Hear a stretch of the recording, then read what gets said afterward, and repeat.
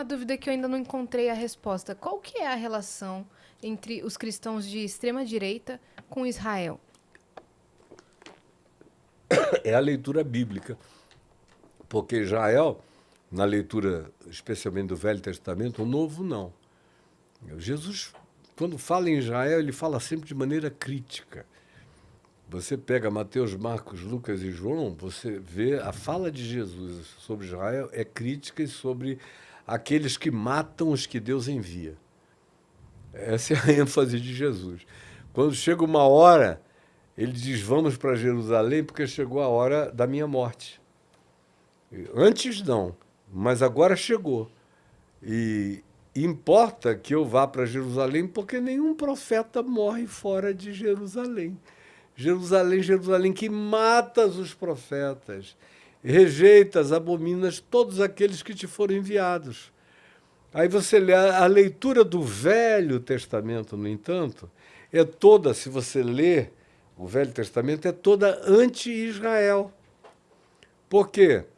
São os profetas denunciando o povo de Israel, que era um povo idólatra, que depois do cativeiro em Babilônia pararam de cultuar os ídolos de pau, de pedra, de ouro, isso e aquilo, porque até lá eles também cultuavam isso, e passaram a cultuar o templo, passaram a cultuar o livro, a Torá, passaram a cultuar o sacerdotalismo, passaram a cultuar os ritos e os sacrifícios. Eram idólatras piores do que os pagãos. E tem uma repetição recorrente no Velho Testamento, que é de quase todos os profetas dizem isso. Vocês receberam essa terra como promessa e herança. Entraram nessa terra através de Josué, depois dos 40 anos de peregrinação no deserto, após terem ficado 430 anos no exílio no Egito. Vocês entraram nessa terra e fizeram pior do que todos os habitantes que antecederam vocês desse lugar. Isso não é uma referência, são muitas referências dizendo a mesma coisa.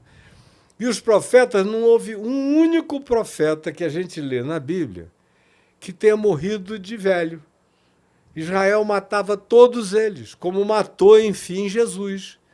Agora, a ignorância é tão grande que os caras ficam, especialmente de 1947 para cá, porque do ano 70, quando os judeus tentaram fazer uma insurreição contra os romanos e foram atropelados pelo general Tito e Vespasiano e tudo mais, eles foram dispersos.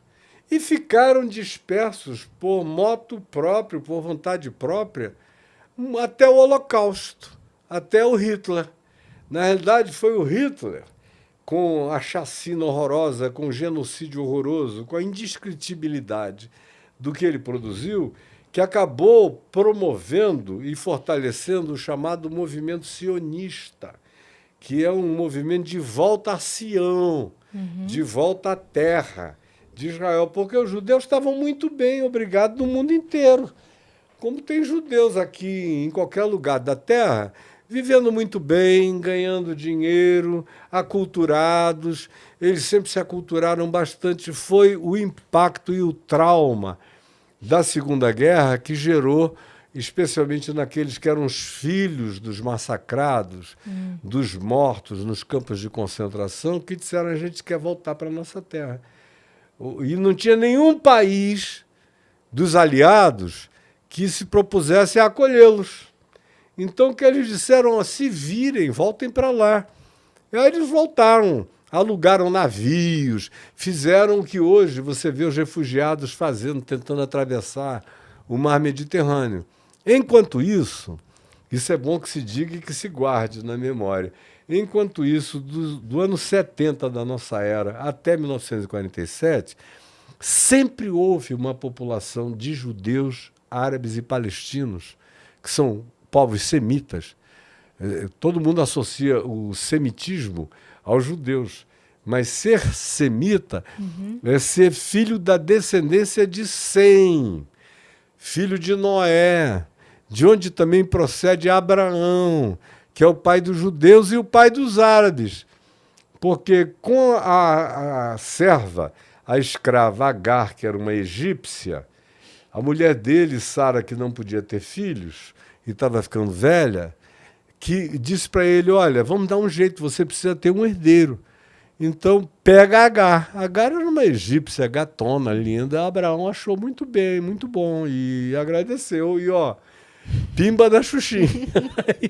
Mandou ver na Agar.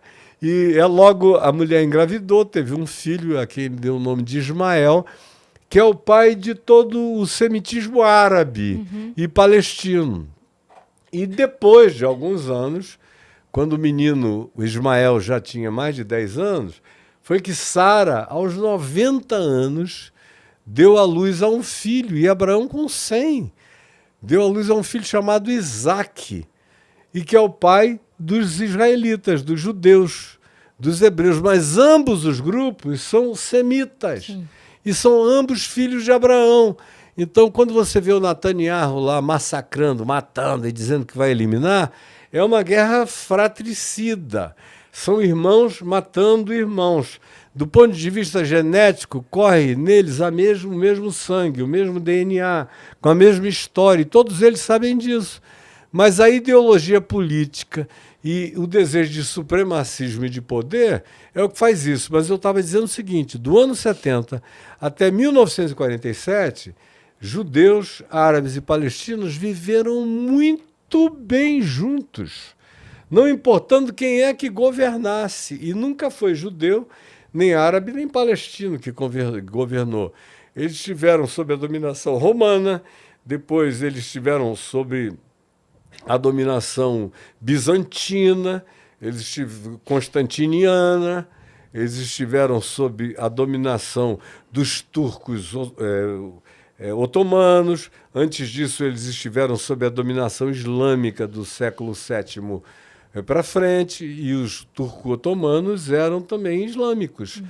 E num convívio absolutamente pacífico. Os cristãos, a pretexto da Igreja Católica de recuperar os lugares santos do cristianismo, que é um fenômeno do quarto século para cá, portanto, a Igreja Católica é um fenômeno do cristianismo constantiniano. Sim. Mas não tem nada a ver com o evangelho original que Jesus ensinou, que não deu nomenclatura para nada disso. E a expressão igreja ou eclésia não é uma invenção cristã também.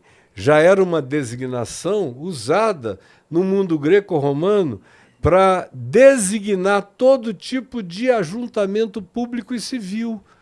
Quando um procônsul, quando um governador, alguma autoridade greco-romana convidava a população daquela cidade, reino, para um encontro, para passar instruções civilizatórias ou mudanças de lei ou qualquer coisa que o valesse, aquilo ali era uma convocação para a eclésia, para a igreja. Ou seja, igreja significa só congregação e ajuntamento, não tem nada mágico nisso. Mas o cristianismo acabou transformando a igreja numa coisa que parece que até a palavra caiu do céu, e tudo mais que a gente vê em volta que não tem absolutamente nada a ver com o que Jesus propôs.